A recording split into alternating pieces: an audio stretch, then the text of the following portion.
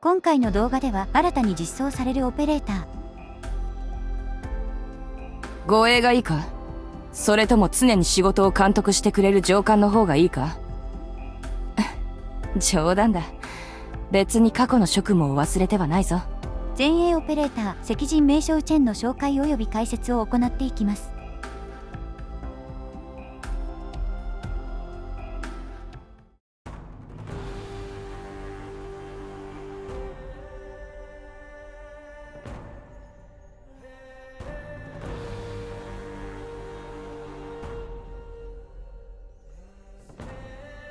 ドクター、久しぶりだな。ロドスの現状が楽観視できないのは知っている。必要な時はこちらに戻って力を貸そう。私は今でもロドスの一員だということを忘れてもらったら困るしな。もはやチェンに関しては紹介する必要があるのかと思いますが、改めて紹介。コードネームチェン、本名チェン・フェイゼはビクトリア王立前衛学校を卒業した後にロンメン近衛局特別特撮隊の隊長として活動。在職中はロンメン管轄地域内にて違法活動の取り締まりや暴力犯罪、組織犯罪の摘発、武装逃亡犯や国政指名手配犯の追跡など数多くの捜査任務に参加をして重要な成果を上げたものの、1094年にオリジニウム爆弾を用いた戦闘で負傷した際にオリパシーに感染。ただ表向きはウェイの意向で感染者という事実は隠した状態で活動していましたが、メインストーリー7章にてウェイがレユニオンによる暴動を理由にスラムの感染者の一掃を指示したことに激情。自身が感染者であることを暴露し、感染者である以上はロンメンに居続けることはできないとして単身で迫り来るチェルノボーグに突入。自身の姉であるタルラと対峙することになります。チェルノボーグ事変後は近衛局を辞職してロドスに加入。本人の希望から現在は派遣業務を中心として各地を飛び回り支援及び現場指導を提供。同時に各国の法や体制を見て回り、全ての人にとっての公平とは何かの探求をしています。チェンはロンメンの執政者であるウェイ・エンウーの妹の娘で、タルラとは母は同じものの父親が異なる異父姉妹にあたります。そしてウェイ側、つまりチェンの母親は燕国の皇帝である神竜の家系なので、現在の皇帝であるウェイの弟からすればチェンは姪にあたります。チェンの父と母はウェイが自身の妹であり、チェンの母を守るために行った策略結婚であり、その結果生まれたのがチェンのため。チェンは両親からは愛されない子供でした。ただ実母の死後、チェンはウェイに引き取られることになり、タルラとは姉妹として良好な関係を築き上げ、ウェイからは厳しいながらも愛情を持って育てられることになります。チェンとウェイの関係が現在はあまり良好と言えないながらも完全に断ち切ることもできないのは、血縁上は完全な親子ではないものの親子同然のような関係を築き上げていたからでしょう。ただ7章の時のような劣悪な状況は文月の過度に干渉しないながらも静かに間を取り繕っているおかげもあって、直接的に顔を合わせはしないものの幾分かはマシにはなっているようです。今回の一件をもって燕国は蔡という1000年にわたってのしかかってきた大きな問題は解決。同時に燕国をまたがる主鉱脈である人竜主鉱脈がコロッサル主鉱脈のように突如として消滅する時期も遅らせることができました。一方でこの出来事によって燕国がテラ全土に波及している問題から抜け出せたわけではありません。また神竜に関わる燕国全体を巻き込む問題が終わったわけでもありません。チェンは自身の出自が明るみとなっても権力の中心に戻ることを選びはしませんでしたが、自身の責務を放棄することはせず、すでにこの世界から消えてしまった代理人の痕跡を求めて再び各地を歩くことを始めました。文字と歴史をここまで広げてきた彼女の痕跡を追いかければ、チェンが求める公正の地も見つけることができるかもしれないと思ったからです。チェンはある意味ではロドスに完全に属している人物ではないと言えるでしょう。ただロドスとチェンが求めるものは今では同じはずです。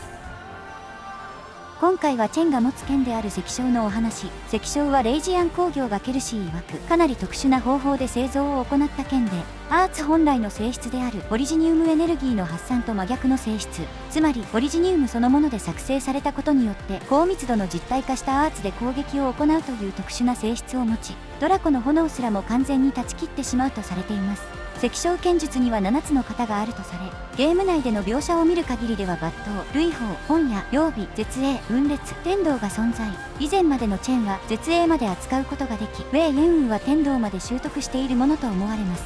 赤人名称チェンはいわば石章のこの型全てを習得するまでに成長した姿ではある一方で、最後の型である天道は習得しておらず、新たな型である天気を習得しています。天道はウェイ曰く、もし一瞬でも顧みれば威力を失い自身に危害を与えるという自身の一党に悔いを持たないことが型を用いる条件となります。一方の天気はその名前の通り天に向かって嘆き悔いを持ち成し得ないことがあると分かりながらもそれでも前に進むという気持ちを持つことで到達し得る極地の一つなのでしょう。ただ現在もその極地に完全に至っているわけではないというより成し得ないからといってなさないという選択を取ればたちまち威力を失ってしまう権利でありある意味で迷いがあるからこそ迷いに立ち向かうことで真価を発揮するという非常に難しい方なのである種の諦めが極地である天道に対して天気は極地というものが存在しない底なしの方と言えるかもしれません。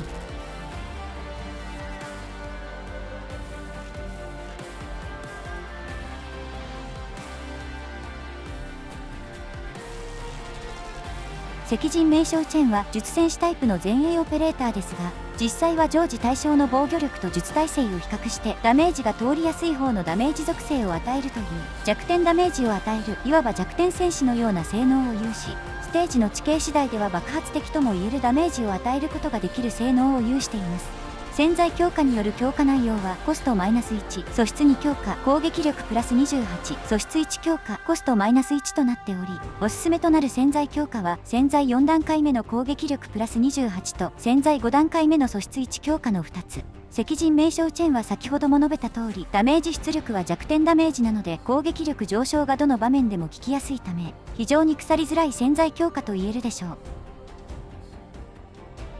素質1は攻撃力と攻撃速度が上昇攻撃が弱点ダメージになるという効果。この効果によりチェンの攻撃力は870攻撃間隔は 1.10 秒まで短縮。さらに出力されるダメージが弱点ダメージに変化します。弱点ダメージとは先日開催された堅守協定にも存在していたダメージ種類で攻撃時通常のダメージ種類とは異なるダメージ種類の計算も同時に行い異なるダメージの種類によって発生するダメージが通常のダメージを上回ったのであればそのダメージを適用して弱点ダメージとするというもの。つまりチェンは術戦士なので通常は術ダメージですがその裏で物理によるダメージも計算して仮に物理ダメージが術ダメージを上回ったのであればチェンのダメージ種類はその攻撃の時だけ物理ダメージに切り替わるという形です。なので攻術耐性の敵には事実上の勇士として高防御力の敵に対しては術戦士として振る舞うというのがこの素質の最大の特徴であり術戦士の弱点だった攻術耐性の敵の対処も可能となっています。なおどちらのダメージ種類が適用されてもモーションの変化などはなしあくまでも計算上の違いがあるのみです。素質には7秒間ダメージを受けずにいると自身の HP を攻撃力の一定範囲内でランダムに回復し次に受ける物理及び術ダメージを回避するという効果。7秒間ダメージを受けていなければ何度でも発動する素質で素質が発動するとチェンの周囲に金色のエフェクトが表示されるのと同時に HP が攻撃力の一定範囲内のランダムな数値で回復。この際に適用される数値はチェンの攻撃力の 30% から 160% とかなりブレが大きく最小値は261最大値は1392となっています。ただ発動回数自体には制限がかけられておらず攻撃を受けていない状態であれば7秒ごとに何度でも発動するので散発的な戦闘が発生する場面では優れた継続戦闘能力を有しています。なのでメインルートから少し離れた場所などでは一定程度の短期性能を有しているとも言えるでしょう。合わせて次の物理または術ダメージを回避するという効果も獲得。こちらはほとんどのダメージを回避してくれるので極論を言ってしまえば7秒に1回しか攻撃をしてこない敵であれば全ての攻撃を回避することが可能。例えばマドロックの巨像などであれば単独で完封することができます。またブロック数が1のおかげで近接攻撃を複数から受けることもないので比較的調整がしやすいのも耐久面では有利に働いていると言えるでしょう。ただ素質の発生の判定はダメージに依存しているので毒ガスなどのような常時ダメージを受けるような環境だと発動しないという点には注意が必要です。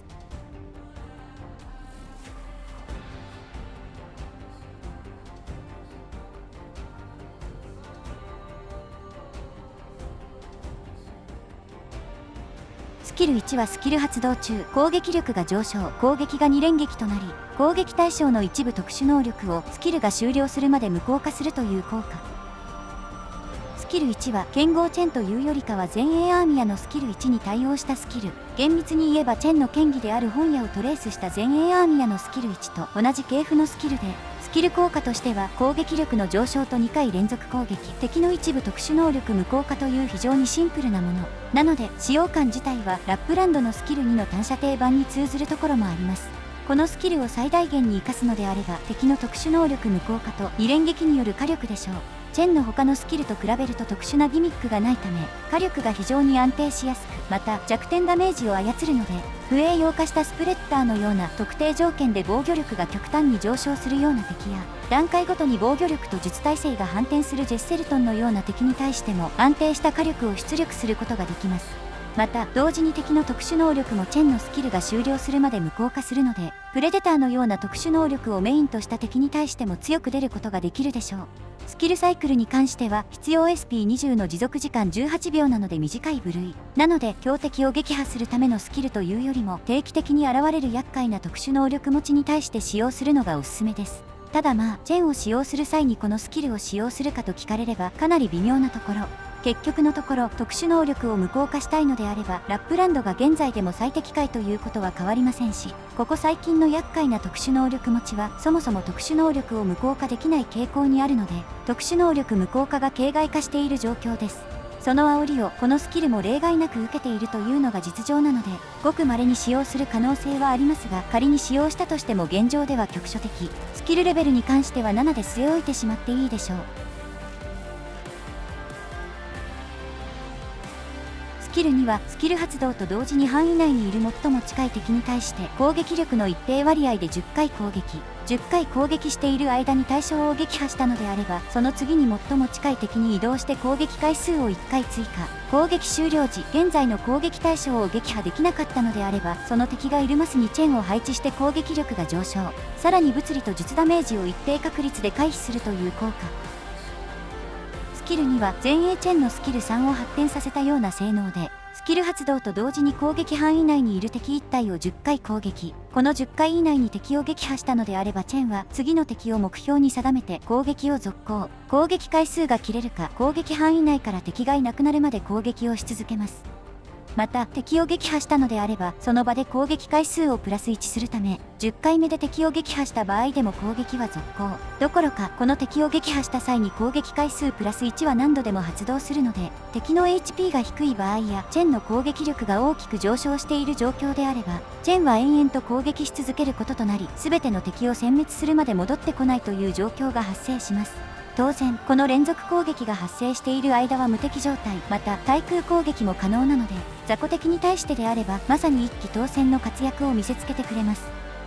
この連続攻撃中に敵を撃破できなかったのであれば、その敵がいるマスに再配置してブロック可能であればブロックするという形なので、ブロック不可の敵でなければチェンが対象にした敵を撃ち漏らすということはありません。また連続攻撃終了後は6秒間攻撃力が上昇し、最大で 60% の物理と術回避も獲得するので、ある程度の継戦能力も有しています。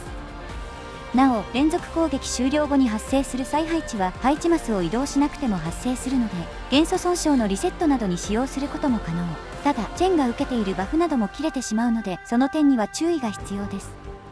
またスキルによる再配置はウルピアヌスのスキル3とは異なり、スキルが終了しても悲劇恥は元のマスに戻ってくることがないという点には注意が必要。よほど変わった使い方をしない限りは、チェンは基本的には敵の出現する方向に対して進み続けるので、孤立無縁の場所に配置されてしまうという状況が発生します。素質による回復と回避によってある程度の耐久力は有していますが、さすがにメインルートを短期で動き回れるほどの耐久力は有していないので、敵が列をなして進んでくるといった場合にはスキル発動は慎重に。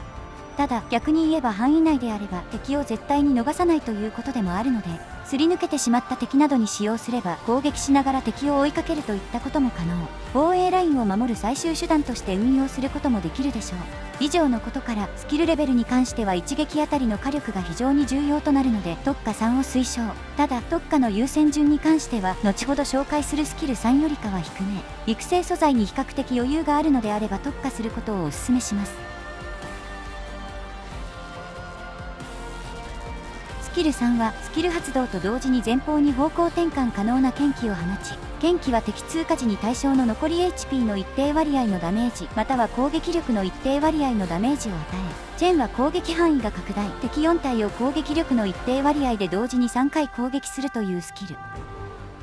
スキル3の攻撃は2つの方法が存在しており、1つはチェン自身が行う斬撃攻撃。斬撃は攻撃力の最大210% とやや控えめな数値にはなっていますが、一度の攻撃で3連撃を行うので、総ダメージは敵1体につき10万3000を超え、さらに4体同時攻撃なので、最終的な総ダメージは41万を超えるという、斬撃自体に派手さはないものの、明らかに現環境に十分追いつくダメージ量を有しています。ただ、このスキルの真骨頂は斬撃ではなく、スキル発動と同時に放つ剣気の方。剣気は壁に衝突するまで直進、壁に当たると方向転換して再び直進という動作をスキル終了まで繰り返し、通過した敵に対して敵 HP の 6% のダメージを与えるか、少なくとも攻撃力の一定割合のダメージを与えるというもの。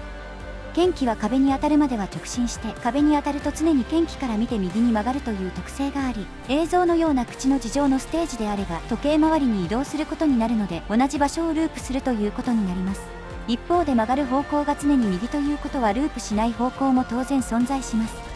ループの発生と不発が最も分かりやすいのが0の2でしょう。このステージで4マスの空間が広がっている場所でスキルを発動した場合、剣気の衝突した次の方向にも短い距離で壁に衝突するため、狭い範囲を剣気が周回し続けることになります。一方で進んだすぐ先に壁がない場合は、剣気はループすることなく発散してしまいます。剣気は進路を変更するたびに1回だけダメージ判定が発生するという仕様なので、狭い範囲をループさせた方がいいという関係上、剣気の発散はダメージ出力においては天敵です。そのため、ダメージの究極を求めるのであれば、1マス閉じ込めが現状における最強の手段。生息演算であれば、剣気が最初の壁に衝突したタイミングで出口さえ塞いでやれば、剣気は同じマスをひたすら右折することとなり、そのマス内にいる敵に最大55回のダメージを与えることになります。この際に発生する総ダメージ量は最小で29万。ただ、イモータルのような HP が90万もある相手だと、単発ダメージが5万4000という他の追随を一切許さない圧倒的な火力を獲得。イモータルですらチェン1人で殲滅しきってしまうことになります。ただ、このパターンはかなり特殊な事例なので、常時総ダメージが100万を超えるということはさすがにありません。一方で2マス閉じ込めであれば比較的現実的な部類に入ります。Z 字上の通路は割と多く存在している上、ナスティのスキル3による高台も方向転換の対象となるので、直線であれば衝突先が遠い方を高台で塞いでやるだけで、2マス兵所が完成し、その中で剣気がループし始めるからです。この場合でも最低総ダメージは16万を超えるので、たとえボス相手でも十分すぎるくらいのダメージを与えることができます。また、巨大ボスとはステージの形状が比較的シンプルなことや、ヒットボックスが非常に広いため、剣気がどこに向かってもダメージが入りやすいということ。そして、巨大ボスは往々にして HP が非常に多いため、割合ダメージによって受けるダメージ量が凄まじく、もはや小手先を使用してこない巨大ボスは形骸化したと言ってもいいでしょう。このスキルの短所はやはり地形によって火力が強く左右されるということ。そして剣気のダメージ出力が敵 HP に左右されるという点でしょう。剣気のダメージ出力は端的に言ってしまうと青天井ではある一方で、敵の HP が10万以上でなければ割合ダメージにならないというかなり高いハードルが存在します。元々の出力がかなり高いので大きな問題にはなりませんが、通常ステージ程度ではオーバースペックすぎて最大出力が出せないというのが、このスキルのある意味で最も大きな壁とも言えるかもしれません。スキル特化に関しては特化3を強く推奨、特化順についても最優先で構いません。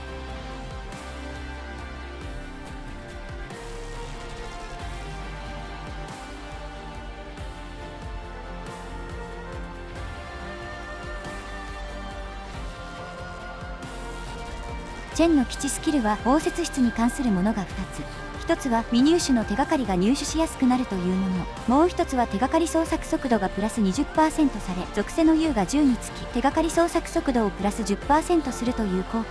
捜索速度の最大値としてはチョンユエ、C またはリーン、マルベリー、ウユーを組み合わせることでプラス 28% となるので、属性の U が0の状態でもカンタービレやパズルよりも高く、属性の U が80なのであればティフォン足すバラルクビンを上回る数値となります。ただまあ、属性の U が絡むということからもわかる通り、非常にややこしいというのは言わずもがな。ここまで組んでも、バラルクビン足すティフォンとの差は 3% 程度しかないので、よほど効率的に手がかりを入手したい時や、属性の U をメインに回している以外は、あまり採用する必要はないでしょう。